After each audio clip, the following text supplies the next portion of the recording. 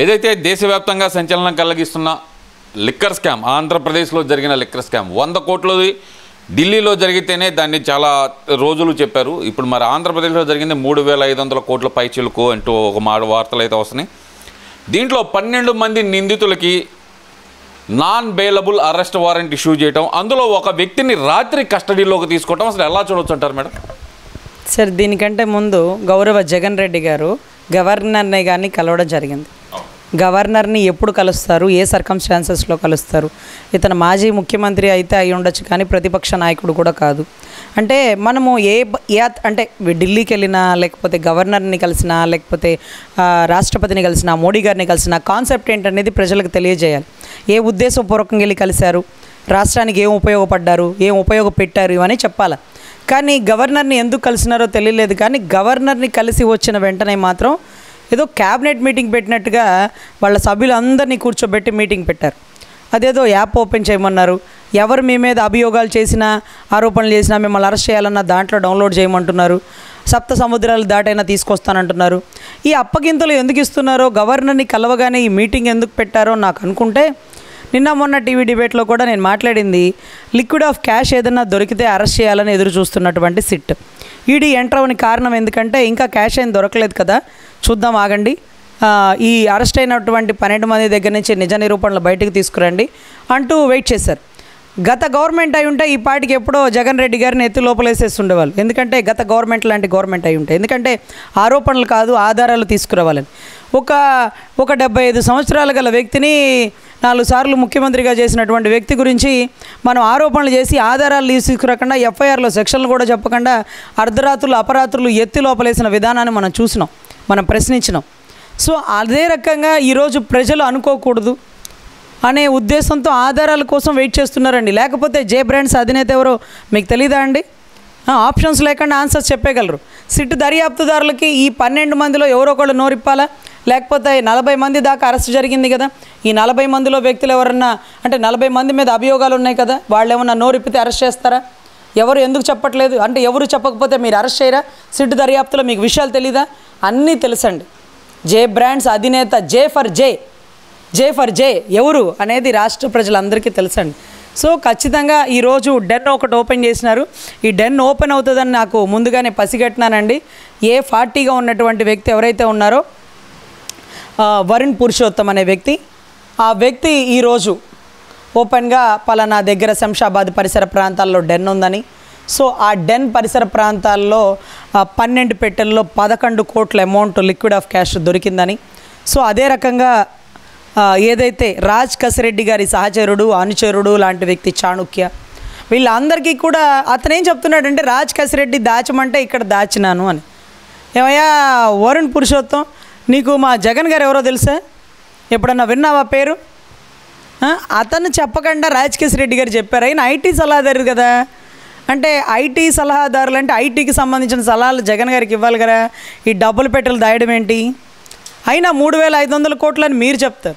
11 కోట్లు పట్టుకోవడానికే జగన్ గారు స్విచ్ చేస్తే కానీ అక్కడ ఒక ఫ్యాన్ తిరగలేదు. స్విచ్ చేస్తే కానీ ఆ 12 మందిలో ఒక ఫ్యాన్ తిరగలేదు. ఆ ఫ్యాన్ తిరిగి ఇప్పుడు తన అభిమానాన్ని చాటుకొని కొంత విషయాన్ని చెప్పింది. ఎందుకంటే అతి తొందరలో జగన్ గారి అరెస్ట్ అవ్వాలని అనుకుంటున్నారు. ఎప్పుడో చెప్పారు మీకు, ఒక నెల క్రితమే నేను బెంగళూరు పారిపోను, తాడేపల్లిలో ఉంటాను, రండి చూసుకుందాం, అరెస్ట్ చేయండి అంటూ చాలా నినాదాలు ఇచ్చినారు. కానీ ఓర్పు ఓపిగ్గలటువంటి చంద్రబాబు గారు ఎన్ని సునకాలు మురుగుతున్నా గజం దిగ్గజంలాగా నడుచుకుంటూ వెళ్ళిపోతున్నట్టుగా సింగపూర్ పర్యటనలు చేసేస్తున్నారు, కంపెనీలు తీసుకొచ్చేస్తున్నారు, లేకపోతే P4 పేదరికాన్ని నిర్మూలన చేయడానికి పథకాలు పెట్టేస్తున్నారు.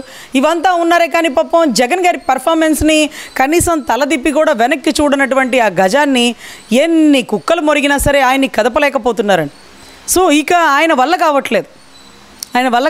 ఆయన నన్ను అరెస్ట్ చేయించాల్సిందే అని వెళ్ళి పాపం గవర్నర్ గారిని అడిగితే, గవర్నర్ గారు అవునయ్యా నీ మీద సంబంధించిన అభియోగాలు ఏదైతే ఉన్నాయో కొంచెం ఆధారాలు దొరికే వరకు అరెస్ట్ చేయరు, నీలాగా కాదు కదా చంద్రబాబు గారు, లిక్విడ్ ఆఫ్ క్యాష్ దొరకనివ్వండి, ఇవాళ కాకపోతే రేపు అరెస్ట్ చేస్తారు, నీలాంటి మాజీ ముఖ్యమంత్రి మీద నిందలు ఎలా వేసేస్తారు, ఆరోపణలు నిజాలు అయితేనే కదా అప్పుడు అరెస్ట్ చేస్తారని చెప్పారు. ఓహో, ఆధారాలు దొరకందే అరెస్ట్ చేయరా, డబ్బులు లేనిదే అరెస్ట్ చేయరా, మీకు కావాల్సింది డబ్బులేగా, అందుకని ఇక్కడ స్విచ్ చేసినాడు, అక్కడ ఒక ఫ్యాన్ తిరిగింది.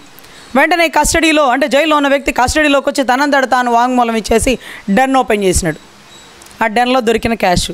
కానీ 3,700 కోట్లు జస్ట్ కమిషన్ అవి దేశాలు దాటి వెళ్ళిపోయినాయి. మరి 9 కోట్లు 11 కోట్లు ఇలా ఎన్ని కోట్లు కలెక్ట్ చేస్తే మనం మొత్తం అమౌంట్ రికవరీ చేయగలుగుతామండి? So whatever it may be 3 నెలలు జైలుకి వెళ్ళడానికి సిద్ధమైపోయాడు. గవర్నర్ గారిని అడిగాడు ఇంకా ఎందుకు అరెస్ట్ చేయట్లేదు అని. కారణాలు గవర్నర్ గారు చెప్పారు. లిక్విడ్ ఆఫ్ క్యాష్ లేనిదే, ఆధారాలు లేనిదే అలా చేయకూడదు, కరెక్ట్ కాదని చంద్రబాబు గారు భావిస్తున్నారు. బట్ అభియోగాలు అయితే పర్ఫెక్ట్గానే ఉన్నాయి. 17 సబ్ క్లాజ్ ఏ కూడా ఆల్రెడీ నమోదు చేసినారు. అది విడుదల రజనీ గారి మీద కూడా నమోదు చేసినారండి. ఎందుకంటే ఆవిడ జగన్ అంటే బినామీ భూములనో లేకపోతే ఇళ్ళ పట్టాలు దొంగతనం అనో ఇవన్నీ కూడా జరుగుతున్నాయి.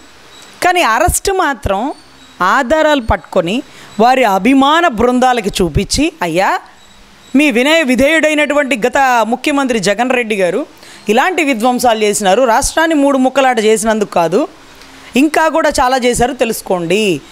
అందరూ తాలిబొట్లు తాకట్టు పెట్టి మందుబాబులు తాగుతుంటే మందుబాబులనే తాకట్టు పెట్టి 20 ఏళ్లకి తాగినటువంటి ప్రబుద్ధుడు నిష్ణాతుడు తమరి విధేయుడైనటువంటి జగన్ రెడ్డి గారు క్వాలిటీ లేని మందు వల్ల ప్రాణాలు హరించినారు. జంగారెడ్డిగూడెంలో నమోదైన కేసులను మళ్ళీ రీపోస్ట్ మార్టం చేపించి ఆ కేసులన్నీ వెలకదీస్తారు. రఘురామకృష్ణరాజు గారు గతంలో మందులో కల్తీ ఉందని ఎప్పుడో గతంలోనే టెస్టులకు పంపించారు. పాపం వారి వైసీపీ నుంచి బయటకు వచ్చిన వారే కదా, వారి సంగతి తెలుసు కదా. సో అదే రకంగా వారి వైసీపీ నుంచి బయటకు వచ్చిన లావు శ్రీకృష్ణదేవరాయలు గారు ఎంతో ధైర్య సాహసాలతో పార్లమెంటు సాక్షిగా ఇన్ని వేల కోట్లు దేశాలు దాటిపోయిన ఫిగర్తో సహా చెప్పేసినారు. సో ఎవరో చెప్తే మనకి అనుమానం రాకపోవచ్చో, లేకపోతే ఎవరో చెప్తే ఇది నిజమో నా కాదు అనుకోవచ్చు. కానీ ఆధారాల పూర్వకంగా స్టెప్ బై స్టెప్ నిరూపితమై ఈరోజు ఒక డెన్ ఓపెన్ అయింది. ఇంత డెన్ ఓపెన్ చేసినటువంటి ఆ స్విచ్ చేసిన ఫ్యాన్ కూడా రాజకేశ్వరరెడ్డి గారు దాచిపెట్టమంటే దాచిపెట్టానని చెప్పాడు. కానీ గౌరవ్ జగన్ రెడ్డి గారి పేరు చెప్పాల. అంటే ఇక్కడ ఒక విషయం మేడం, ఏదైతే దుబాయ్ నుంచి వచ్చిన ఈ A14 నిందితుడు మళ్ళీ అమెరికా వెళ్ళే ప్రయత్నాల్లో ఉన్నప్పుడు రెడ్ కార్నర్ నోటీస్ ఆధారంగానే ఇప్పుడు అతను అరెస్ట్ చేయడం జరిగింది అని చెప్పి ఆ సిట్టు బృందం చెబుతున్న వాదన.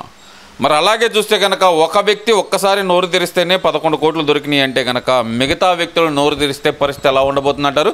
జగన్మోహన్ రెడ్డి అరెస్ట్ అవ్వటం అనేది ఖాయం అనేది వాస్తవమేనా? నాకు అసలు తెలుసండి, వాళ్ళు గనక పరమ పవిత్రులు అయితే నేను లోపలుండే 12 మందిని అడుగుతున్నా, మీరందరూ నార్కో అనాలిసిస్ టెస్ట్కి రండి ఓపెన్గా. ఎందుకంటే కోర్టు వారి సూచన ప్రకారం మీరు ఒప్పుకుంటేనే ఆ టెస్ట్ చేయగలం, మా అంతటా మేము చేయలేం. కాబట్టి మీరు చెప్తుంది నిజమైతే, దేవుడి యందు మీకు నమ్మకం ఉండుంటే మీరు నార్కో అనాలిసిస్ టెస్ట్కి రండి. మేము ఎక్కడా లిక్కర్లో స్కామ్ చేయలేదు, మాకే అభియోగాలు అన్ని తప్పుడు అభియోగాలే, మేము నిజాయితీ పరులం, మేము పరమ పవిత్రం అని నిరూపించుకోండి.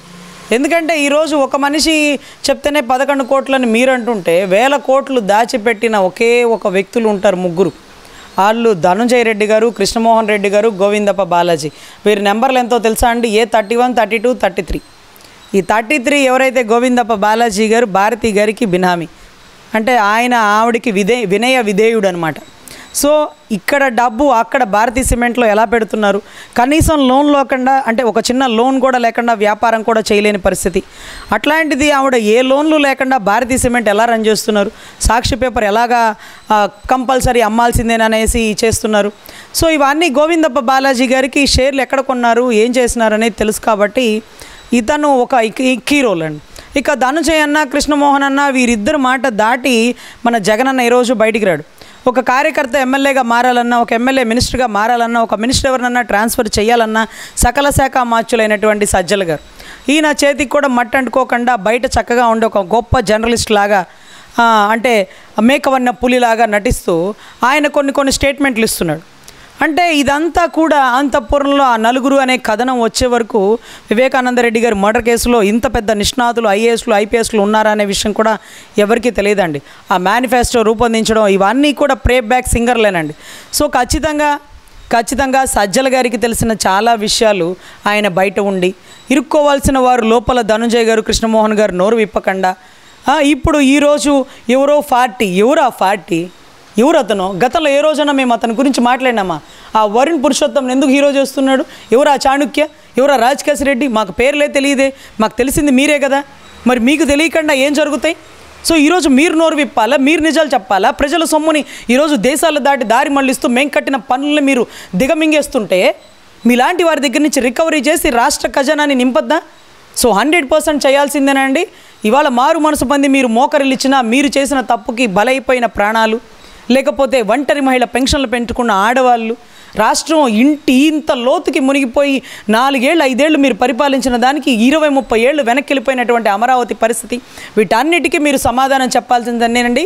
సో ఈరోజు ఒక డెన్ ఓపెన్ చేసినారు కాబట్టి అతి తొందరలో జగన్ రెడ్డి గారు అరెస్ట్ అవుతున్నారు. మీరు అరెస్ట్ అయినంత మాత్రాన జనాల్లో సానుభూతి వస్తుందని మీరు ఏ రోజు అనుకోకండి.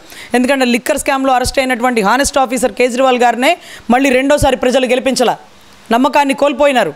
సో మీరు ఈ పరిస్థితుల్లో లోపలికి వెళ్తున్నారు. ఇవి అభియోగాలే, ఆరోపణలే అంటారు కాబట్టి ఆధారాలు ఉండే వరకు మిమ్మల్ని అరెస్ట్ చేయకుండా ఓపిక పడినటువంటి రాజకీయ దురంధరుడు చంద్రబాబు గారు ఈరోజు కూడా ఆయన కంపెనీల నిమిత్తం సింగపూర్ నుంచి ఇక్కడ ఈ దేశానికి, ఈ రాష్ట్రానికి కంపెనీలు తీసుకొచ్చేటటువంటి పరిస్థితుల్లో 75 సంవత్సరాల వయసులో సుదీర్ఘ ప్రయాణం చేస్తున్నారు రాష్ట్ర అభివృద్ధి కోసం. మీ నాయకుడు 3 ముక్కలాట చేసి ఖజానాలు డబ్బులు నింపుకొని దేశాలు దాటించి కల్తీ మందు తాగిచ్చి ప్రజల ప్రాణాలని ఆటలుగా పావులుగా మార్చినటువంటి మీలాంటి వ్యక్తిని అధపాతాళానికి తొక్కేవాడు ఒకడు వచ్చాడు. ఆయన ఏదైతే చెప్తున్నాడు 15 సంవత్సరాలు ప్రభుత్వాలు మారవు, సుదీర్ఘ ప్రయాణం ఉంటుంది, రాష్ట్ర అభివృద్ధే మా అంతిమ లక్ష్యం, అమరావతిని మరో సైబర్ టవర్స్ లాగా, ఢిల్లీని తలదన్నే రాజధానిలాగా తీర్చిదిద్దాల్సిందే అన్నటువంటి మాటకి ప్రతి ఒక్కరూ కట్టుబడి ఉంటాం. అదే రకంగా నరేంద్ర మోడీ గారే చెప్పారు. ఇటువంటి తెలివితేటలు, ఈ విజనరీ ఎలాంటిదో నేను గుజరాత్ ముఖ్యమంత్రిగా ఉన్నప్పటి నుంచే అబ్జర్వ్ చేస్తూ ఉన్నా. అంత గొప్ప వ్యక్తి మీ ముఖ్యమంత్రి అని పొగుడుతుంటే ఆ సంతోషానికి మాకు ఆనకట్టలు లేవండి. ఖచ్చితంగా రాష్ట్రం అభివృద్ధి చెందుతుంది. ఇలాంటి వాళ్ళు ఖచ్చితంగా లోపలికి వెళ్తారు. మళ్ళీ బయటకు వచ్చినా దయచేసి ఏ ప్రజల్లో సానుభూతి రాదు, మీరేమి సానుభూతి ఎక్స్పెక్ట్ చేయకండి రాష్ట్ర ప్రజల నుంచి అనే ఒక విషయాన్ని మాత్రం గౌరవ జగన్ రెడ్డి గారికి అతి తొందరలో అరెస్ట్ అవబోయే మాజీ ముఖ్యమంత్రి వర్యులకు మేము చెప్తున్నాం.